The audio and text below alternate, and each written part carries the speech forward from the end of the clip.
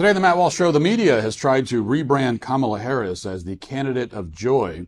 But one look at the DNC shows that this party is anything but joyful. Also, some audience members are upset after the trailer for my movie, Am I Racist, plays in front of Elliot Page's new trans film. I'll respond to that controversy today in a very heartfelt and sincere way, as always. And the UK is now staging a major crackdown on what it calls extreme misogyny. We'll talk about all that and more today on the Matt Walsh Show.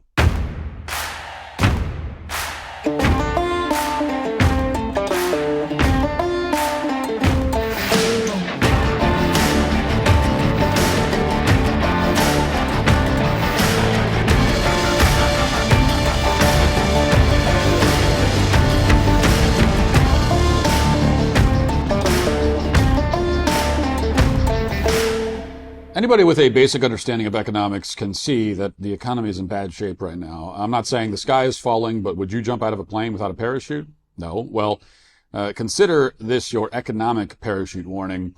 I've been telling you for years to diversify your portfolio with precious metals. If you haven't yet, now's the time. Birch Gold makes it easy to convert your IRA or 401k into a precious metals IRA. It's a smart way to protect your hard-earned savings from the impending economic disaster. But hey, if protecting your financial future isn't motivation enough, how about this? Backed by popular demand, now through the end of the month, you can get your very own 24-karat gold-plated truth bomb on qualifying purchases. A little reminder of the truth bombs we here at the DailyWire deliver every day and the smart decision you made to invest in gold. Here's what you need to do. Text Walsh to 989898. You'll get a free info kit and learn how you can get, own gold in a tax-sheltered IRA account. Let's all put our financial parachutes on before the economy takes a nosedive. Don't wait for the crash to hit. Text Walsh to 989898 now. And claim your eligibility. Qualifying purchases made before August 31st can get a golden truth bomb to serve as a reminder of the great decision you made to protect your savings with gold. That's Walsh to 989898. At the beginning of the year, before it was clear that Kamala Harris would replace Joe Biden on the ticket, the Washington Post ran an op-ed entitled, "For the country's sake, Vice President Harris should step aside."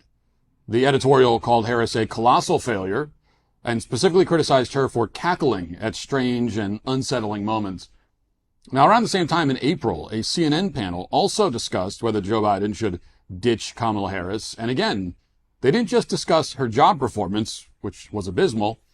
They also cited her frequent Joker-like cackling as one of the reasons that she's so unappealing to voters. Watch. Because it's not just focus groups that are down on Harris right now. In a recent poll, national poll, 40% approved of the vice president's job performance, while 55% disapproved. One of the things that people objected to was her voice. They said they found her voice, especially her laugh, annoying. Even the feminists on the panel conceded that Kamala Harris has issues communicating with voters. This was an unusual moment of honesty that came about because at the time, Democrats were still fantasizing about swapping Kamala Harris out for a candidate that voters might actually like. Now, of course, that opportunity came and went following the coup that took down Joe Biden. As a result, these types of discussions have mostly disappeared from places like CNN and the Washington Post. Criticizing a woman's tendency to cackle at inopportune times is considered sexist now because, she might become the first female president. She's the one they're stuck with. And so now all the things they were saying before are verboten and sexist and horrible and probably racist. But the underlying issue still never went away. Just because the press doesn't want to talk about Kamala Harris's cackle anymore doesn't change the fact that most people think it's extremely off-putting. It still projects the image of an airhead or a day drinker rather than a competent presidential candidate. So CNN and the Washington Post, they were right about this when they said this a few months ago. And obviously, she can't bring herself to stop doing it, no matter how many times they've probably tried to tell her to knock it off. So the Kamala Harris campaign needed to come up with some kind of solution to this problem. They had to find a way to put a positive spin on their candidate's behavior, especially if they were going to accuse the other side of being weird. So over the past few weeks, it's clear what solution they came up with. They've decided to rebrand Kamala Harris as the candidate of joy. Joy. So instead of disturbing voters, we're now led to believe that her laugh is a completely normal and healthy sign of how happy she and her supporters actually are. And so just a few months after the corporate press told us that Kamala Harris's laughter was one of her biggest liabilities, there's now been an incessant drumbeat from the media to convince us that it's actually somehow an asset. There have been about 1 million contrived articles to this effect over the last week or two. Rolling Stone, for example, declared that Kamala Harris has adopted the politics of joy, which is apparently the best way to fight fascism. As Rolling Stone put it, history shows that joy and mockery are key to taking down existing or would-be authoritarian regimes. Now, never mind the fact that the Nazis set up an organization called Strength Through Joy, which would seem to be a factoid from history that contradicts Rolling Stone's thesis, but never mind that. Meanwhile, The Guardian reported, Democrats' joy is unconfined as Harris and Walz take upbeat message on tour. The article quoted Tim Walz as saying, quote, "Thank you, Madam Vice President, for the trust you put in me, but maybe more so, thank you for bringing back the joy." Bringing back the joy is what Kamala Harris has done. For its part, Salon ran a similar headline, Why Joy Matters. Kamala Harris hopes happy women can defeat Donald Trump and MAGA's male rage. Kamala Harris bets the election on women's joy. Donald Trump stakes his hopes on men's anger. Now, to illustrate the point even further, just in case the other 10,000 articles didn't drive home the message enough, the New Yorker's latest cover featured Donald Trump and J.D. Vance looking forlorn going down on a roller coaster. Meanwhile, Kamala Harris and Tim Walz are going up the roller coaster, and they're waving their hands around with a gust of wind behind them very joyfully. You can see the picture there. Now, this is, maybe semantics, but I don't know how many roller coasters the editors of the New Yorker have been on, but the fun part is going down. That's when you get all the momentum and everyone goes crazy. That's when the theme park takes your photo and you share it on social media and everyone says, oh, look how joyful that guy is at that theme park. On the way up, there's supposed to be anticipation. It's also supposed to be a lot slower going up than going down because of the laws of physics. So it doesn't really make any sense, but the New Yorker is willing to suspend the laws of physics and the rules of good cartoon making to play their small role in the media-wide rebrand of Kamala Harris's cackle. They're willing to completely debase themselves for the privilege of selling this narrative that nobody actually believes. So speaking of overselling the narrative, Tim Walz has taken to wildly gesticulating and prancing around at every rally he attends. It's maybe the most unnatural display of fake sincerity by a vice presidential candidate since John Edwards was around, especially from a guy who's supposed to have, what did they say on CNN or MSNBC, big dad energy. Okay, dads don't prance around. You don't see dads prancing. Dads don't prance. That's not a thing dads do. But Tim Walz does a lot of prancing, and he has to do it because the Rebrand states that Kamala Harris's campaign is joyful now. So, he's got to play along. Watch. We believe in the promise of America. We just have to fight. We just have to fight for it. Because as the next president of the United States says, she says it often, when we fight, we win. When we fight, we win. When we fight, we win. Thank you, Nebraska. Let's go. It was, a year ago that Donald Trump saying fight like hell was supposedly evidence that he's a violent insurrectionist who belongs in prison. And now we have Tim Walz repeatedly telling his supporters to fight, and they repeat the chant back at him. And this time around, it's supposedly a sign of joy. Not only is it not criminal, it's something to celebrate. It's joyful fighting. And then Tim Walz starts clapping and waving his arms hysterically, because he's so joyful. It's obviously choreographed and disingenuous, but they keep doing it at every single rally and public appearance. So we get tons of images of Tim Walz like this one. That's the goofy guy who helped create the gay club at his high school. I mean, when I say his high school, the high school where he was a teacher, not a student, before he then go on to require that tampons were distributed in boys' bathrooms. So nothing to see here. Nothing weird about that. He's just joyful, along with the rest of the Democrats. In order to buy that Democrats are now the party of joy, you don't just have to overlook how fake and thrown together this whole act is. You also have to ignore what Democrats are saying and doing. You have to set aside all of the examples of the Democrat Party going out of its way to spread guilt and resentment and fear. For instance, you'd have to completely overlook the first page of the DNC's 2024 platform, which amounts to an apology for the existence of America. The very first thing they do before they get into how they're going to institute price controls and raise the corporate tax rate and so on is recite a land acknowledgement.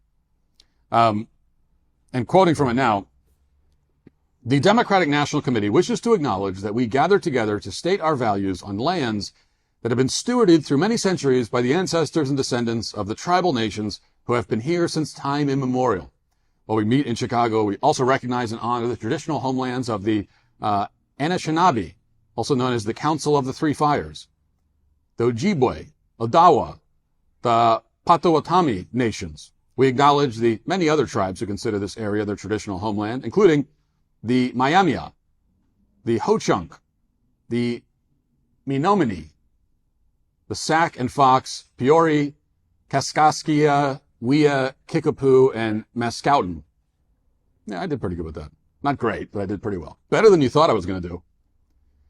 Now, in case you're wondering, yes, this land acknowledgement was copy-pasted from somewhere else. You can find those same tribes in the same order all over the internet. So whoever put this in the DNC platform has no idea what the Ho-Chunk is supposed to be, or if it even is a tribe. I don't know. Is it actually a tribe? It sounds like something on like a Japanese food menu.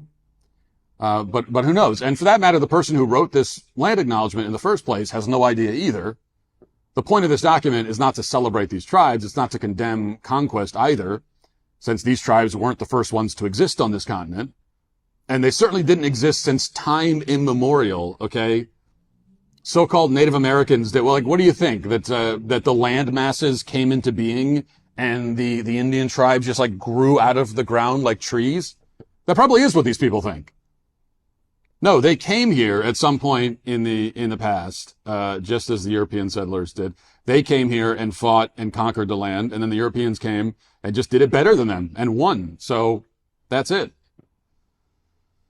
But the point of all this is to condemn the United States for existing and to instill guilt in as many Americans as possible. And that's not joy. That's a pretext for the destruction of our civilization. Of course, the destruction of civilization also entails a complete breakdown of law and order, which we've also seen already during the DNC. The Washington Free Beacon's Joe Simonson reported early in the evening that scores of people were filing out of the DNC because of how dangerous it was becoming outside. Quote, insane security failures, people all turning around and leaving, all because of fear about protests, clown show. Meanwhile, the Daily Wire's Brent Scher observed that people were getting trampled and jumping over barriers during the panic. He reported that one floor delegate called the situation absolute chaos, and the DNC is the worst event I've ever been to. Not a very good review, I would say. And outside the United Center, left-wing agitators were destroying fencing and clashing with police. Watch.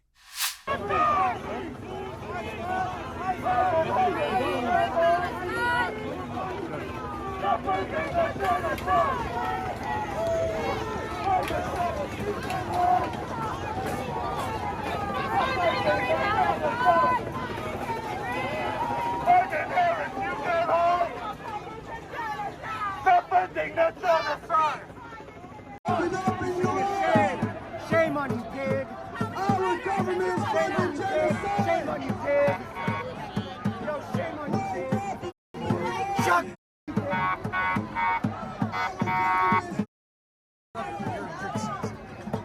Oh, sorry. Pig. Didn't see it. Stop, big argument. Your nose broken, pig. You lose a fight, you stupid pig. Your face is up, pig. You pig. Now, instead of condemning any of this, Joe Biden said last night that a lot of these protesters have a point. You may remember that, there weren't rows of boarded up buildings during the RNC in Milwaukee. Riot police didn't fight with protesters who tore down security fencing. There were no riot police there. They didn't need to be there. Nobody spat on the cops. None of that happened. Interestingly enough, those are only scenes that are reserved for the party of joy. When you're joyful, you destroy property and attack the police. That's what people who are experiencing joy do. You also apparently invite a bunch of speakers to the DNC to explain one after the other why you should be irrationally fearful at all times. That's what happened last night with Steve Kerr, the same coach who refuses to badmouth China because the NBA makes a lot of money there. Just a profile of courage. Claimed that it's dangerous to speak your mind in America today. A state senator warned that Donald Trump would inevitably weaponize the Department of Justice to go after his political opponents. Imagine that. Well, who would ever do something like that? Well, it's only Donald Trump. Andy Beshear said that Donald Trump and J.D. Vance don't believe in the concept of freedom. Joe Biden himself screamed his way through every single debunked hoax he repeated He's repeated them all before: the very fine people hoax, the suckers and losers hoax, the dictator on day one hoax, the bloodbath hoax. And he did all of this to incite as much division as possible, and so on. And all of this is supposedly joyful, is what we're told again and again and again. Now, one of the reasons Democrats are pushing this message so aggressively, even though it's obviously false, is that it helps reframe the national political debate. Just by talking about joy and by baiting their opponents into responding to this fraudulent narrative, Democrats are distracting from a series of problems that they have, including a historically unlikable candidate with Venezuelan politics. So even a debate over whether Democrats are really joyful or not, indirectly, kind of helps them out because it takes the conversation away from them, away from all these other problems that they're having. So we should reject the premise. Spreading joy isn't the job of the president in the first place. Okay, the president has a lot of responsibilities, but that's not one of them. We don't look to the president to find out what emotional states we should be experiencing. Whether I experience joy or not throughout my day has nothing to do with the president. I don't check with the president first. I don't know about you. But even if we did, even if we accepted this strained artificial attempt to reframe Kamala Harris's obvious weakness, then we certainly wouldn't look to the modern Democrat Party for joy. As the DNC has already demonstrated, they are without question the least joyful political party that has ever existed. Now let's get to our 5 headlines.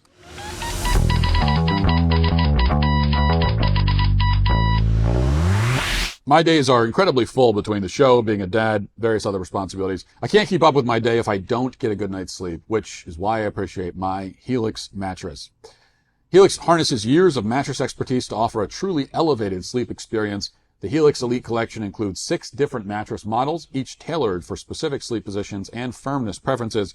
If you're nervous about buying a mattress online, you don't have to be. Helix has a sleep quiz that matches your body type and sleep preferences to the perfect mattress, because why would you buy a mattress made for someone else? Helix knows there's no better way to test out a new mattress than by sleeping on it in your own home. And that's why they offer a 100-night trial and a 10 to 15-year warranty. They'll even pick it up for you if you don't love it, but trust me, you will. Helix's financing options and flexible payment plan make it so that a great night's sleep is never far away. For a limited time, Helix is offering up to 25% off all mattress orders and 2 free pillows for our listeners. Go to helixsleep.com/Walsh. That's helixsleep.com/Walsh. This is their best offer yet, and it won't last long. With Helix, better sleep starts now. So the first night of the DNC last night, as we just talked about, Biden spoke around midnight, way past his bedtime. It was an awful, slurring, embarrassing speech. There's no point even talking about the speech anymore or playing clips or anything like that. Now that everyone admits he has dementia, like, there's no point in discussing it. And that's not to say that the point is irrelevant, however. He is still the president, allegedly. This guy is currently still, and will be for several more months, the president of the United States of America. And he can't speak or walk or think or do anything, but he is the president. And that's a fact that should matter. And yet it apparently doesn't. In fact, we've learned that, I guess, functionally not having a president is an option. Like, I think a lot of us thought that wasn't really an option. But it is, because that's what we're going with right now. We're just not going to have a president. And, okay, maybe we should make that an official option on the ballot going forward. Maybe every presidential election there should be, like, the Democrat, the Republican, and then there should be a third box. Not for a third party, but for nobody. If you're voting that you just don't want to have a president for the next 4 years, let's have no president at all. Let's just skip the next 4 years. Maybe we might as well put that on the ballot, now that we know that it's an option. So we don't need to bother with the Biden speech. Instead, I want to play this one from a little bit earlier in the night. Here's a union leader delivering one of the most ear-piercing speeches that you'll ever hear. So if you have any pets, especially any dogs in the house, just to not disturb them too much, you probably want to turn the volume down a little bit for this. But here it is. Listen. I am April Barrett, and I am the president of SEIU, representing 2 million service and care workers.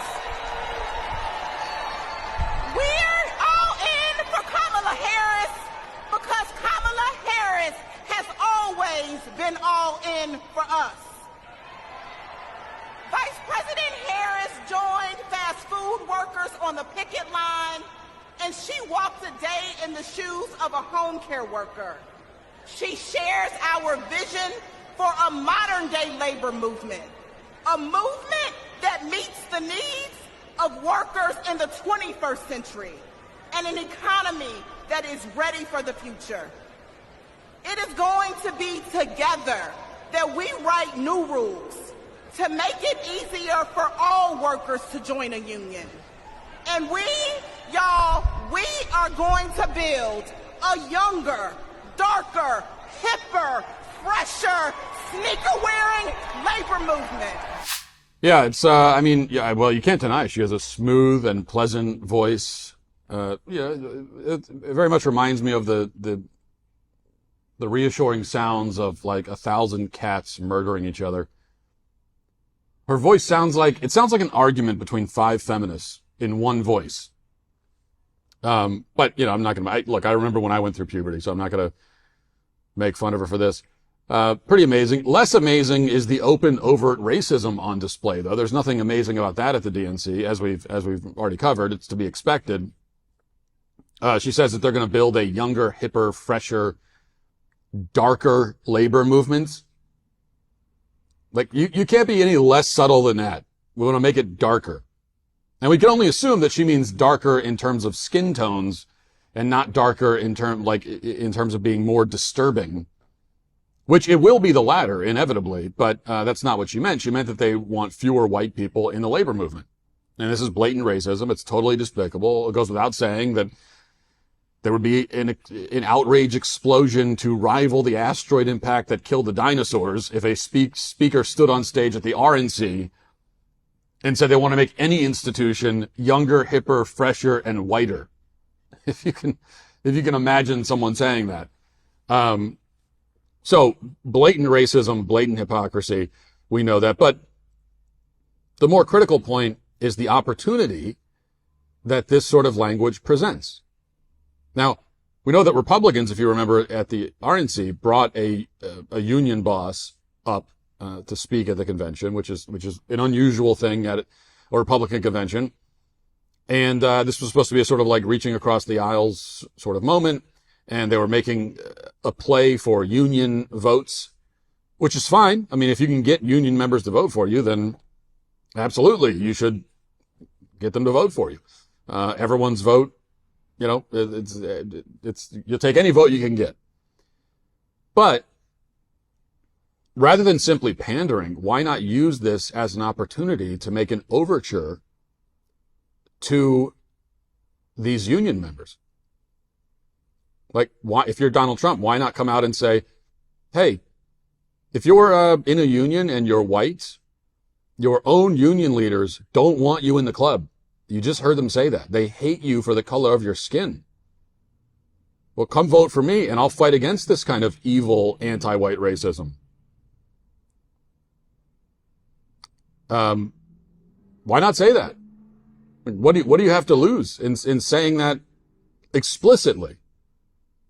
Which is not the same thing. I mean, coming out and saying, these union leaders are radical leftists. I mean, yeah, they are, but it's not specific enough. I think very specifically saying, hey, she wants to kick white people out.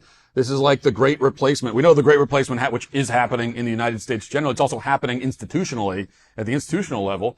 And, it's happening in the unions. So you don't lose anything by just coming out and saying, this is anti-white racism. It's evil. It's a terrible thing. Racism in all of its forms should be condemned. If this is Donald Trump, you're saying, I'm the only candidate who is willing to condemn racism in all of its forms. Has Kamala Harris ever condemned anti-white racism ever in her life? Does she even acknowledge that it exists? That would be a good question to ask her at the debate. I mean, it's not going to be asked by the moderators, of course, but there's a question. Hey, Kamala, does anti-white racism exist? Is that a thing? Do you condemn it? Okay, so a couple of days ago, there was this post on Twitter from somebody who goes by the name Julie Ray Goldstein. And it says, and we'll show you on the screen there, but it says, seriously, AMC theaters? I come to the single showing you have today of the Elliot Page's new film, Close to You, within a 20-mile radius, and you find it appropriate to play the only instance of the trailer for Matt Walsh's movie I've even seen in a theater? Read the mother effing room. Meanwhile, you can see in the picture that there's like nobody else in the room, so it's a little bit hard to read it. That's maybe the first problem.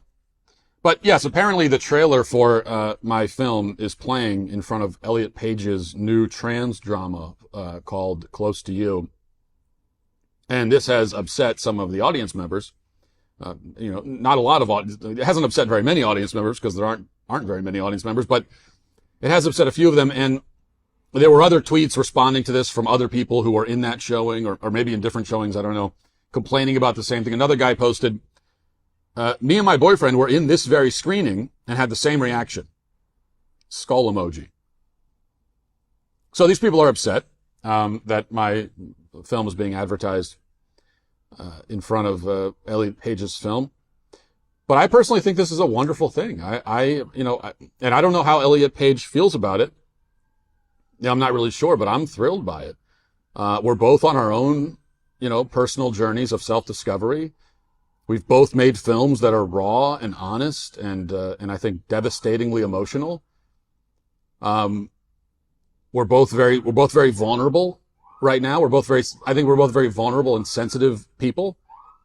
And, in fact, I'd even say that I think that Elliot Page is probably really happy that our films are tied together in this way. And again, I don't know. Maybe that's why the trailer was there.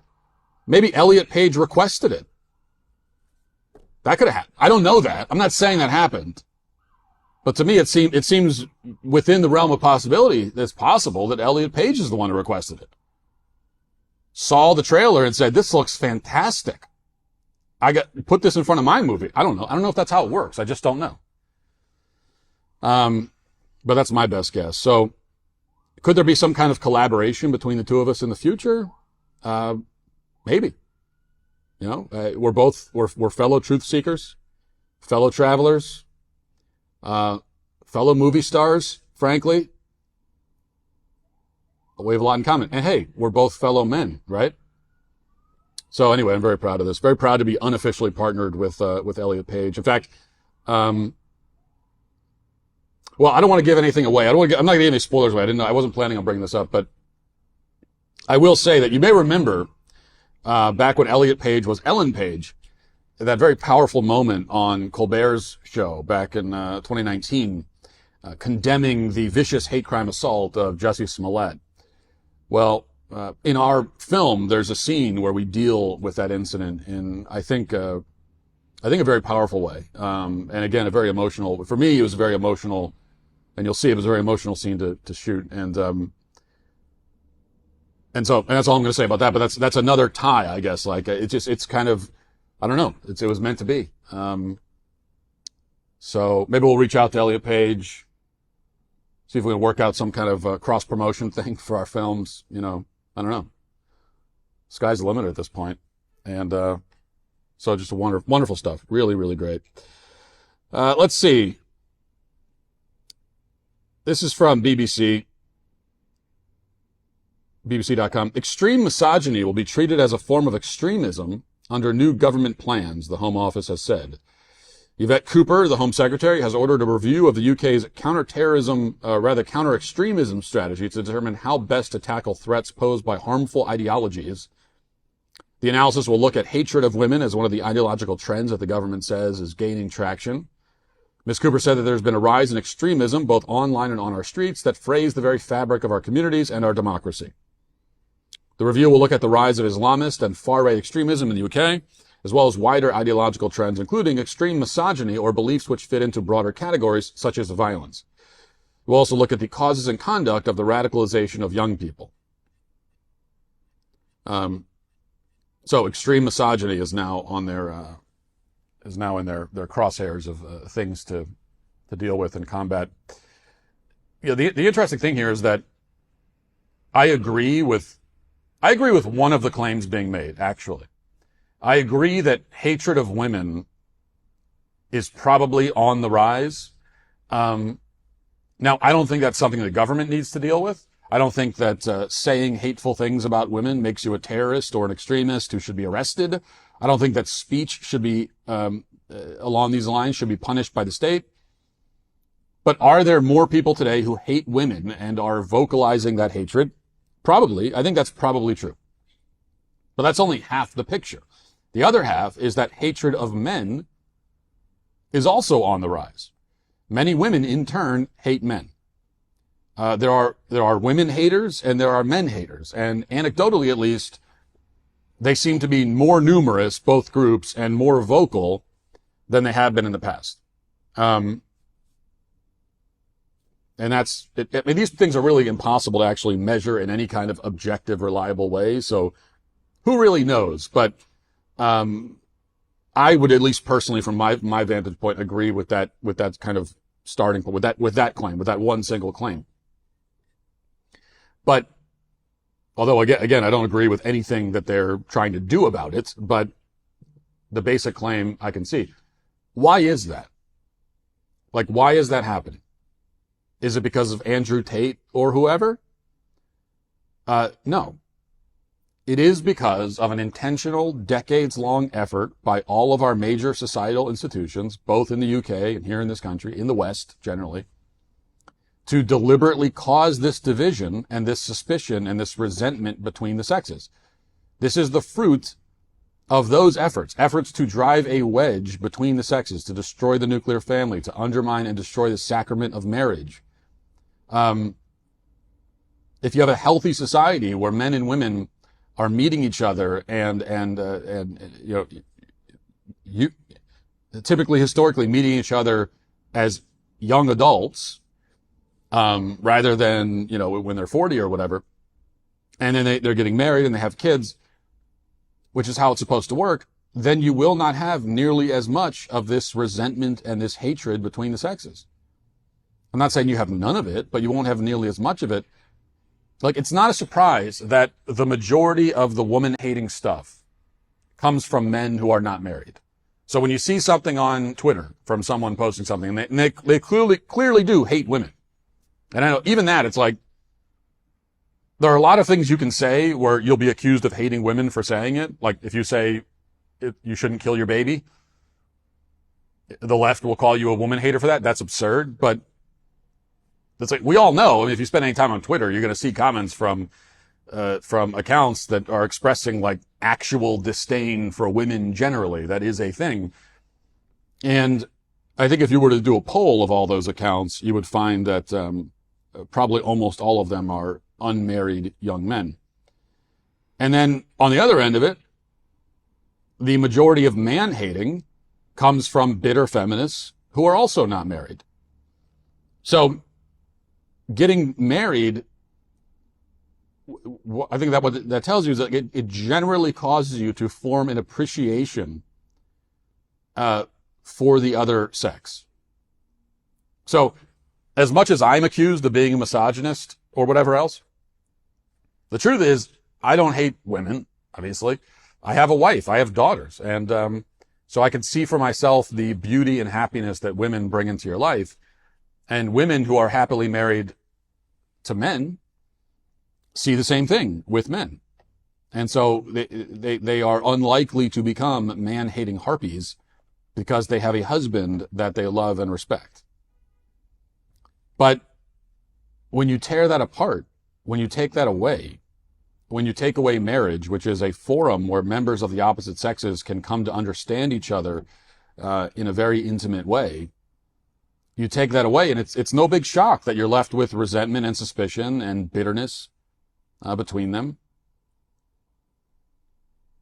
Because also without marriage, if someone's not getting married, it means either that they are, really having no romantic interactions with the opposite sex at all, which means that they're kind of on an island, and that alone is going to breed a lot of resentment. Or if they're not married and they are having, romantic relationships, I don't even want to call them relationships because often, if they're hooking up, let's say, with the opposite sex and they're not married, well, yeah, then they are having, if you want to call it, intimate, experiences with the opposite sex, but in a way that is very self-centered. And so they're conditioning themselves to use the opposite sex for their own sexual gratification and nothing more. You have men and women conditioning themselves who have already been conditioned to use the opposite sex as essentially nothing more than like a glorified masturbatory aid. And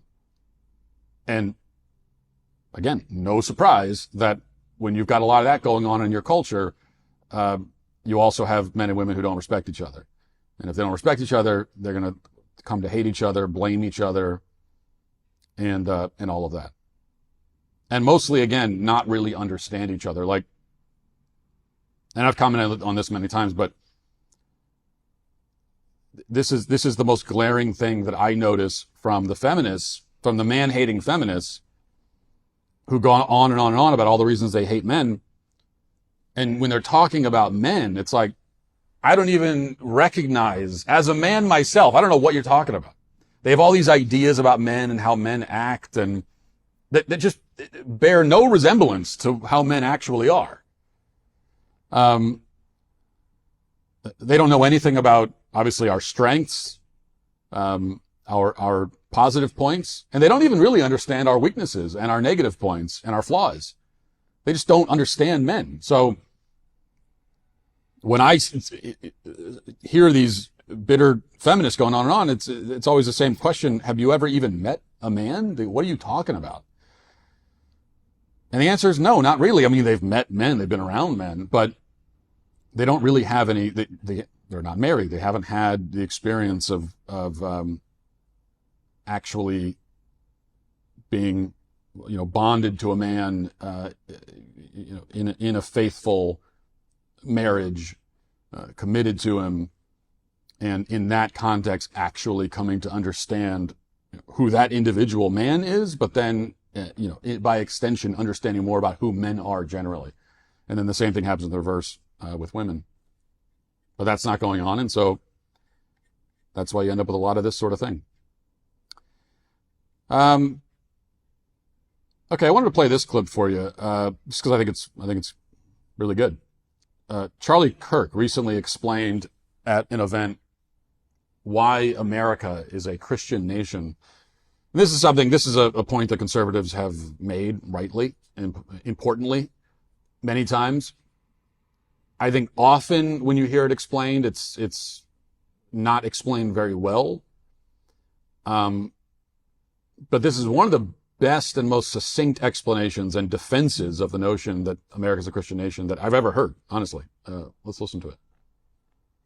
Our country was founded on common law because the Declaration only refers to God 4 times in the Constitution. It doesn't refer to God at all, and it only articulates the structure of government. So first of all, remember that we were a collection of states and colonies, and you need to read the state constitutions before anything else. 13 out of 13 required a declaration of faith. 9 out of 13 required you to be a Protestant, except Maryland, which was Catholic, which still required a declaration of faith. Every single one of the original state constitutions, Pennsylvania included, they had, I profess Lord and Jesus Christ as my Lord and Savior in the original state constitutions. Secondly, 55 out of 56 of the original signers of the Declaration were Bible-believing, church-attending Christians.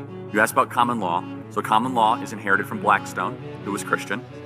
A common law is an outgrowth of the scriptures. So let's go to 3 principles of common law: presumption of innocence, due process, and jury of your peers. All 3 are biblical principles. So, and all wrapped into the ultimate biblical principle that you shall not favor justice if you are rich or poor, which is in Leviticus 19, right before the most famous part of Leviticus 19, which is that you should love your neighbor as yourself. But before that is that in the administration of justice, you shall not favor the rich or the poor, which is the idea of blind justice. We get that in the West, which is incorporated also in the New Testament ideal. Neither slave nor Greek nor Jew, you're all one in Jesus Christ, which we get the idea of human equality. These are all biblical ideas. They're not Enlightenment ideas. But more importantly than that, they say that God was only mentioned 4 times in the Declaration of Independence. Well, that's a big deal, okay? Laws of nature and nature's God. The last paragraph of the Declaration reads as a prayer. It says, we appeal to the supreme judge of the universe. Who's the judge of the universe? Jesus Christ. As it says in Revelation, that Jesus will judge the earth on his throne. So in the Declaration, they were praying to Christ our Lord as a prayer very specifically. Thirdly, as I said on the stage yesterday, Deuteronomy was by far the most quoted book, religious or non-religious, in the time of the founding when they were putting together the Constitution, more than John Locke, more than Montesquieu, more than Blackstone. So the book of Deuteronomy, which talked about laws, customs, traditions. It was Moses' farewell address as he's about to say goodbye, say, hey, good luck in Canaan, guys. Here's how you should set up your form of government. But finally, and most importantly, let's look at actually what the founders said. John Adams famously said the Constitution was only written for a moral and religious people. It was wholly inadequate for the people of any other. The body politic of America was so Christian and was so Protestant that our form and structure of government was built for the people that believed in Christ our Lord. One of the reasons we're living through a constitutional crisis is that we no longer have a Christian nation, but we have a Christian form of government, and they're incompatible. So you cannot have liberty if you do not have a Christian population. Not a lot to add to that. I think he summed it up very well. And that's not easy to do, by the way, to tackle a subject like that. It's a big subject, explaining why America is a Christian nation and explaining it historically and doing it in about 2.5 minutes. It takes a lot of skill. So a lot of credit to Charlie on that one. And it is an absolutely critical point, one that the left won't accept, cannot accept, but it's just a fact that this country was built by Christians and based in the Christian faith. And if you break it down, any attempt to separate Christian faith from this country and from the system of government that we have in this country, it always breaks down into incoherence. That's why I always talk about even this notion of human rights. Because usually the left will say, well, yeah, we don't need any of that anymore. That's, you don't need to be Christian. We don't need any of that. All that matters is that we have rights as human beings and the government is supposed to protect our rights. But that is a doctrinal statement. That's a statement of faith. What else could it be? When you're talking about your human rights, that's not something you're observing. That's not a scientific statement, is it?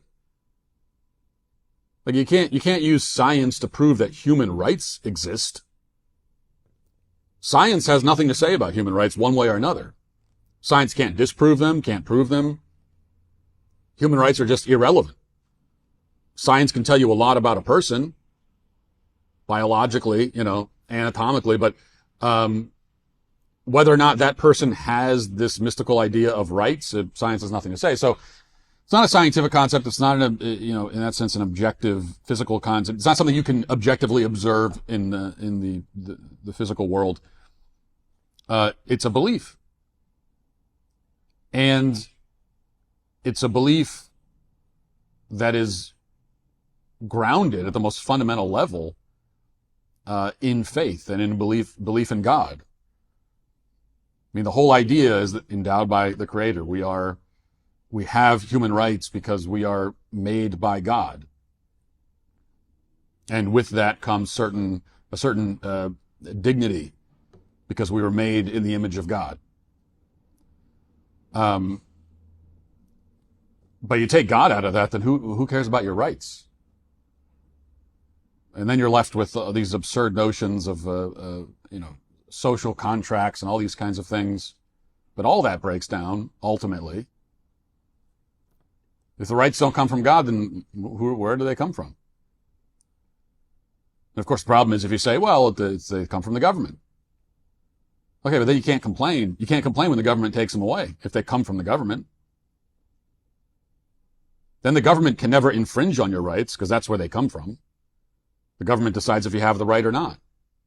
That means if the government did decide tomorrow that women can't vote anymore, then it wouldn't make any sense for women to complain about that. You can't say, I have the right to vote. No, you don't. You don't have that right. What do you mean you have the right to vote? The law was passed. Now you don't have the right anymore. What are you complaining about? So that's why you don't want to say rights come from God. If you try to go to some more abstract idea of a social contract or whatever, it still doesn't work. Because first of all, who signed that contract? I don't know what you're talking about. I didn't consent to any. I don't know what contract you're referring to. I didn't sign one. But also that would mean that if society generally gets together and says, okay, we're not going to give rights to this particular group anymore, then again, you can't complain. There was a time when the social contract said that black Americans basically don't have rights. That was society generally once agreed upon that. And if you're saying, yeah, well, society says that and the government says that, but it's wrong, and these people should have rights, well, then you're appealing to something above society, above the government. And what is that? If you're approaching it from a secular perspective, there's nothing else. Above them is just like the ether. It's just nothingness. There's nothing there above them. So anytime you talk about human rights, you are making a religious, you are making a statement of religious faith. And if you have no religious faith and you're still talking about human rights, well, then you're just babbling. It doesn't mean anything. So that was a less succinct way of basically restating what Charlie already said. So, my fishing trips often involve spending extended periods on a boat, which can lead to feelings of queasiness, especially when the waters are choppy. And I found that using Relief Band significantly enhances my experience on the water. Relief Band has helped keep the nausea at bay, allowing me to focus entirely on the thrill of fishing. But it's not every day that you're on a boat and get seasick. Relief Band treats more than just that. It can help car-sick kids in the back seat, parents who are suffering from motion sickness at an amusement park, and even chemotherapy patients. Originally developed for use in hospitals, Relief Band gently stimulates the underside of the wrist to minimize feelings of nausea without any drugs or side effects. I found that it's better to have a Relief Band and not need it than to need it and not have it, that's for sure. Join hundreds of thousands of customers who have experienced life-changing relief with Relief Band. Right now, I've got an exclusive limited time offer just for my listeners. Visit reliefband.com and use my promo code Walsh to receive 25% off plus free shipping. Visit RELIEFBAND.com. Use promo code Walsh, reliefband.com, promo code Walsh. If you've already visited MIRacist.com and grabbed your tickets for September 13th, then thank you. Or you could even go back and grab more tickets. But I'm hearing from some of you that your local theater isn't showing Am I Racist, the Daily Wire's first theatrical release, yet. Here's how we change that. Every ticket sold right now helps add more theaters nationwide. Think of it as the free market actually working, which is always a wonderful thing. Wait until you see what we've uncovered about the weird world of DEI and what they really think about you in America. The response to this movie so far has been phenomenal, but we're just getting started. If Am I Racist is playing at a theater near you, head to MIRacist.com and buy your advance tickets today. Let's get this movie into every theater across the country by September 13th. Now let's get to our daily cancellation.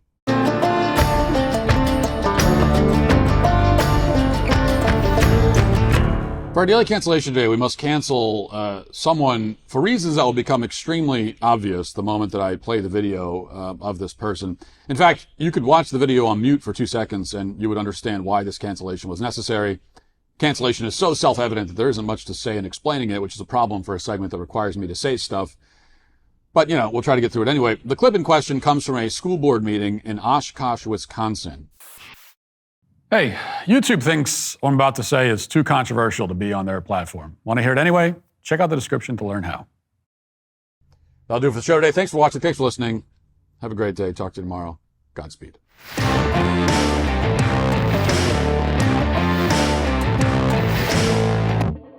Republicans are Nazis. You cannot separate yourselves from the bad white people. Growing up, I never thought much about race. It never really seemed to matter that much, at least not to me. Am I racist? I would really appreciate it if you left. I'm trying to learn. I'm on this journey. If I'm going to sort this out, I need to go deeper undercover. They gon' say I'm racist. Joining us now is Matt, certified DEI expert. Here's my certification. And what you're doing is you're stretching out of your whiteness. This is more for you and less for you. Is America inherently racist? The word inherent is challenging there. I want to rename the George Washington Monument to the George Floyd Monument. America is racist to its bones. So inherently. Yeah, this country is a piece of White folks, white trash, white supremacy, white woman, white boy. Is there a black person around here? There's a black person right here. Does he not They gon' exist? say I'm racist. Hi, Robin. Hi, what's your name? I'm Matt. It's had to ask who you are because you have to be careful. Never be too careful. They gon' say you racist. Buy your tickets now. In theaters September 13th. Rated PG-13.